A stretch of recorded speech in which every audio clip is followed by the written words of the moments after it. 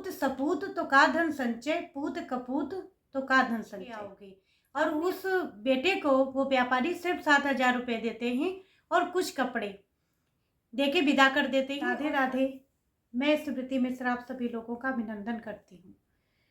घूमी सारी दुनिया पर तुम जैसा कोई दिखा नहीं, जब जब टूटी या टूटा तुम जैसा साहस दिखा नहीं।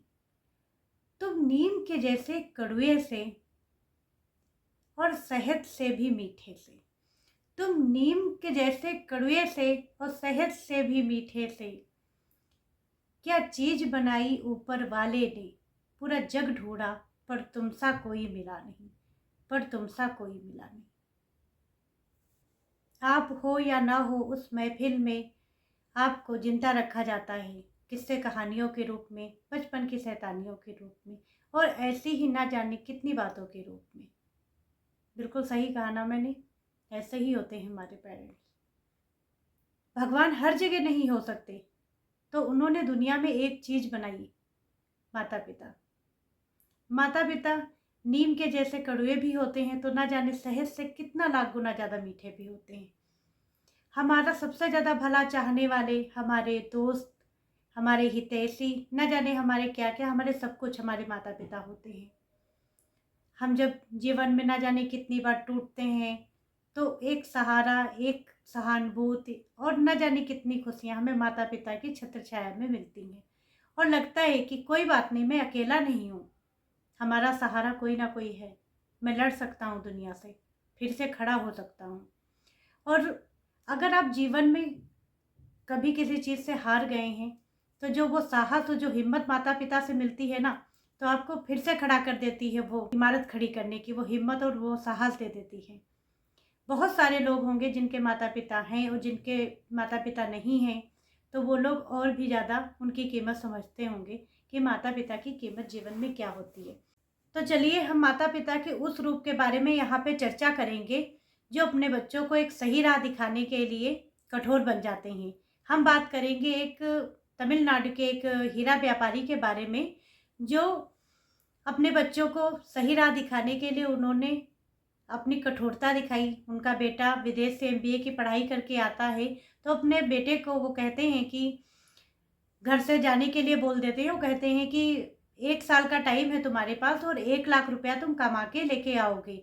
और उस बेटे को वो व्यापारी सिर्फ 7,000 रुपये देते हैं और कुछ कपड़े देके विदा कर देते हैं, और शर्त रखते हैं कि तुम जहाँ कहीं पर भी काम शुरू करोगे तो तुम मेरा नाम नहीं लोगे, तुम नहीं बताओगे कि तुम किसके बेटे हो, और तुम अपनी शिक्षा का भी प्रयोग नहीं करोगे, नहीं बताओगे किसी को कि तुम्हारी क्या शिक्षा है। और जहाँ कहीं भी काम शुरू करोगे 7 दिन के बाद उस काम को छोड़ के तुम्हें दूसरा काम ढूंढना होगा। ये शर्त थी उस व्यापारी की। बेटा अपनी बाप की बात को मानता है, घर से निकल लेता है। 7,000 रुपये हैं सिर्फ उसके पास, और उनके पिताजी ने कहा था कि तमिलनाडु जो राज्य है, इसमें तुम कहीं पर भी नौकरी नहीं करोगे, इस राज्य को छोड़ के तुम किसी भी राज्य में जाओ।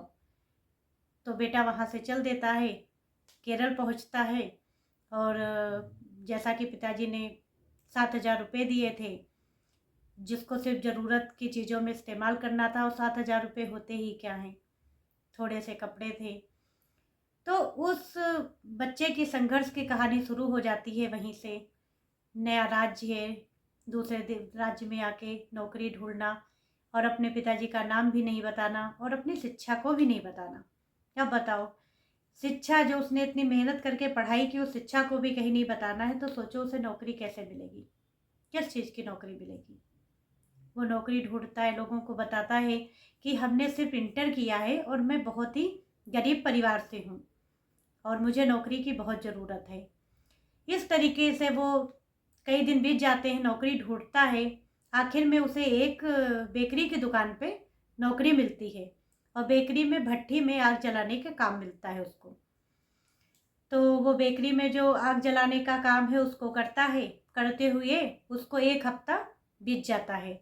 फिर वो वहाँ से 1 हफ्ते के बाद वो काम छोड़ देता है, फिर वो दूसरी जगह नौकरी ढूंढता है, फिर वहाँ पे काम करता है। इस तरीके से उसने एक जगह से दूसरी जगह, कॉल सेंटर, मेडिकल स्टोर, ना जाने इस तरीके से कितनी जगह उसने 1 साल तक काम किया। 1 साल बीतता है और उसने अपनी मेहनत से, अपनी लगन से उसने 1 लाख रुपया इकट्ठा कर लिया। वो पैसों को लेके खुशी-खुशी अपने पिताजी के पास पहुंचता है और पिताजी को पैसे समर्पित करके बोलता है कि पापा, मैंने ये पैसे अपनी मेहनत से कमाए हैं। पिता खुशी से उस बेटे को, अपने बच्चे को गले से लगा लेते हैं। दोनों की आंखों में खुशी के आंसू होते हैं। अगर वही पैसा, लाखों रुपया अगर वो पिता अपने बेटे के हाथ पे रख देता तो शायद वो बेटा उस पैसे की वैल्यू नहीं समझ पाता। लेकिन आज 1 साल की मेहनत से, 1 साल की लगन से उसने जो 1 लाख रुपया कमाया है, तो उसकी कीमत, उसकी वैल्यू, उसके पीछे का संघर्ष सारा जुड़ा हुआ है उसमें। तो चलिए बैक स्टोरी में फिर से चलते हैं कि आप लोग ये सोच रहे होंगे कि पिताजी ने आखिर ऐसा क्यों कहा कि कहीं पर भी तुम काम शुरू करोगे तो सिर्फ 1 हफ्ता काम करोगे, फिर छोड़ दोगे। अगर वो 1 साल एक ही जगह पे काम करता रहता तो वो नए नए लोगों को, नए नए संघर्ष को कैसे सीखता। तो पिताजी का सिर्फ उद्देश्य यही था कि वो एक जगह जहाँ वो सेट हो जाएगा, दूसरी जगह जाएगा, नए लोग बनाएगा, नई पहचान बनाएगा और संघर्ष करके उस नौकरी को पाएगा। तो इस तरीके से उसको 1 साल में वो बहुत अनुभव प्राप्त कर लेगा। इसलिए उन्होंने इतनी कठोर शर्त रखी थी। अब बेटा उन पैसों की अहमियत को समझ चुका था और अब पिता खुशी खुशी उस बेटे को अपना पूरा साम्राज्य सौंपने के लिए राजी हो गए। उन्हें पता था कि अब बिल्कुल सही हाथों में हम ये सारी चीज सौंपने जा रहे हैं। तो यहाँ पे एक कहावत याद आ रही है कि पूत सपूत तो का धन संचय, पूत कपूत तो का धन संचय। आपने अपने जीवन में ढेर सारा धन संचय किया, किस लिए? अपने बेटे के लिए, अपनी बेटी के लिए। और अगर वो सपूत है तो ये सब करने की जरूरत ही नहीं है। वो काबिल बन जाएगा, वो खुद कमा लेगा, एक अच्छा इंसान बन के खुद कमा लेगा। और अगर आपने सारा मेहनत की, पैसा जोड़ा, सब कुछ उसके लिए किया और बड़ा होके वो कपूत बन गया, तो चाहे लाखों की दौलत हो, कुछ साल लगेंगे सिर्फ लुटाने में। तो यहाँ बिल्कुल सही किसी ने ये बात कही है कि पूत कपूत तो का धन संचय, पूत सपूत तो का धन संचय। तो अपनी बात को हम बहुत आगे विस्तार में ना जाते हुए इस बात को यहीं पे समाप्त करना चाहेंगे कि माता पिता बिल्कुल नीम के जैसे कड़ुए भी होते हैं तो शहद जैसे मीठे भी होते हैं। हमारे सच्चे परम मित्र भी होते हैं, हमारे हितैषी भी होते हैं और ना जाने क्या क्या सब कुछ होते हैं हमारे माता पिता। तो आप लोगों को ये चर्चा कैसी लगी, मेरे विचार कैसे लगे, और अगर आप भी हमारी बात से सहमत हैं तो आप कमेंट में हमें अपनी राय ज़रूर बताइएगा। और अगर चैनल को सब्सक्राइब नहीं किया है तो आप चैनल को सब्सक्राइब कर लीजिए, लाइक करिए, शेयर करिए और राधे राधे।